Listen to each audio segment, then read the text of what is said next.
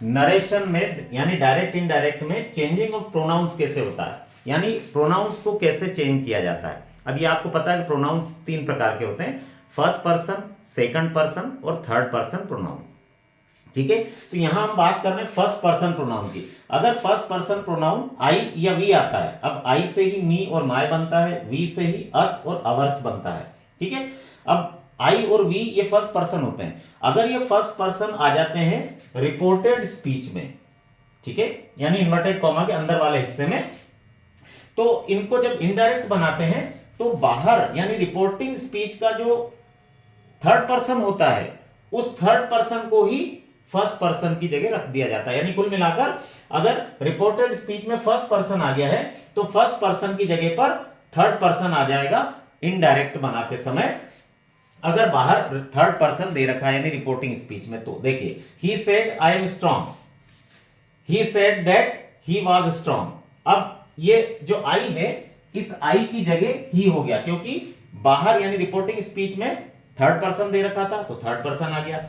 अब ये दूसरा they said we are going, अब ये इनडायरेक्ट है, they said that they were going, है ना। अब ये वी की जगह पर दे आ गया, क्योंकि वी भी फर्स्ट पर्सन है, आई और वी फर्स्ट पर्सन है दोनों, तो इनकी जगह पर ये रिपोर्टिंग स्पीच में जो थर्ड पर्सन दे रखे हैं वो आ जाते हैं। बस कुल मिलाकर इतना सा आपको याद रखना है कि अगर रिपोर्टिंग स्पीच में यानी बाहर वाले हिस्से में थर्ड पर्सन दे रखा है और रिपोर्टेड स्पीच में यानी इन्वर्टेड कॉमा के अंदर वाले हिस्से में फर्स्ट पर्सन दे रखा है, तो इनडायरेक्ट बनाते समय जो थर्ड पर्सन है वो ही फर्स्ट पर्सन की जगह पर लगा दिया जाता है। और बाकी नियम सब वही हैं, इन्वर्टेड कॉमा हट जाते हैं, उनकी जगह दैट आ जाते हैं, और जो टेंस है वो टेंस के अनुसार चेंज होता है। ठीक है, अब यदि सेकंड पर्सन आ जाता है जैसे यू, अब सेकंड पर्सन एक ही होता है यू, तो यूवर और यूवर्स इसी से बनते हैं। सेकंड पर्सन आ जाता है रिपोर्टेड स्पीच में तो वो कैसे चेंज होता है, देखिए दे सेड टू मी, उन्होंने मुझसे कहा you are a good singer, तुम एक अच्छे सिंगर हो। They told me that I was a good singer, उन्होंने मुझसे कहा कि मैं एक अच्छा सिंगर था। अब इसमें क्या है, इसमें एक नई चीज है, इसमें यह है कि रिपोर्टिंग स्पीच जो है बाहर वाला हिस्सा, इसमें सब्जेक्ट, मेन वर्ब और इसमें ऑब्जेक्ट भी आ गया है। जनरली अभी तक मैंने जो इससे पहले बताया आपको वो they said, I said, he said, इसी टाइप के सेंटेंस थे, सेड पर ही रुक जा रहे थे, आगे और कुछ नहीं था। तो फिर जो रिपोर्टिंग स्पीच का सब्जेक्ट है उस सब्जेक्ट के अनुसार ही, यानी वही सब्जेक्ट जो है रिपोर्टेड स्पीच के सब्जेक्ट की जगह पर चला जाता था प्रोनाउन के रूप में। ठीक है, लेकिन अब ये जो रिपोर्टिंग स्पीच है इसमें सब्जेक्ट भी आ गया, मेन वर्ब तो ही सही, और ऑब्जेक्ट भी आ गया, ऑब्जेक्ट आया इसमें। तो अब रिपोर्टेड स्पीच का जो सब्जेक्ट है यानी ये प्रोनाउन, ये रिपोर्टिंग स्पीच के ऑब्जेक्ट के अनुसार बदलेगा। अगर सेड तक सेंटेंस है, they said, he said, we said, तो फिर सब्जेक्ट ही लगता है अंदर जाकर रिपोर्टिंग स्पीच में, रिपोर्टेड स्पीच के सब्जेक्ट की जगह। और अगर रिपोर्टिंग स्पीच में सब्जेक्ट यानी subject helping as main verb और पीछे ऑब्जेक्ट भी आ जाता है, तो फिर ऑब्जेक्ट के अनुसार इसको चेंज होना पड़ता है रिपोर्टिंग स्पीच के सब्जेक्ट को यानी प्रोनाउन को। अगला देखिए, आई सेड टू हिम, मैंने उससे कहा you are not a good player, तुम अच्छे खिलाड़ी नहीं हो। I told him that he was not a good player, मैंने उससे कहा कि वो अच्छा खिलाड़ी नहीं था।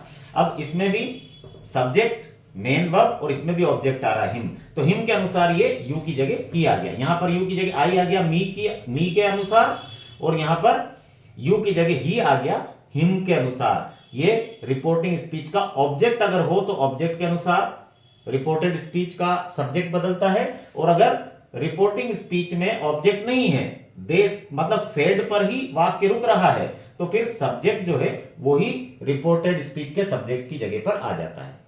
Thank you. और देखिए,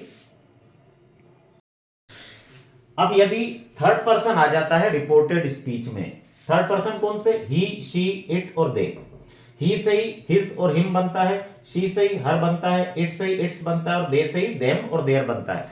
अगर इन चारों में से कोई आ जाता है रिपोर्टेड स्पीच के सब्जेक्ट के रूप में, तो जो रिपोर्टिंग स्पीच का सब्जेक्ट है या उसमें अगर ऑब्जेक्ट भी दे रखा है तो वो वैसा का वैसा ही इनडायरेक्ट बनाते समय लिख देते हैं इनकी जगह, इन सब्जेक्ट की जगह वो रिपोर्टिंग स्पीच का सब्जेक्ट या उसका ऑब्जेक्ट वैसा का वैसा रख दिया जाता है, कोई चेंज नहीं किया जाता, वो थर्ड पर्सन वैसे के वैसे उठाकर रख दिए जाते हैं, कोई चेंज नहीं, नो चेंज होता है ना। इसलिए अपन यहाँ सिर्फ इनके कोई सेंटेंस नहीं लिखे, बस इतना सा लिखा है कि थर्ड पर्सन अगर आ जाते हैं रिपोर्टेड स्पीच में तो रिपोर्टिंग स्पीच का सब्जेक्ट वैसा का वैसा उस पर आ जाता है प्रोनाउन के रूप में, और कोई चेंज नहीं होता, वैसा का वैसा लिख दिया जाता है।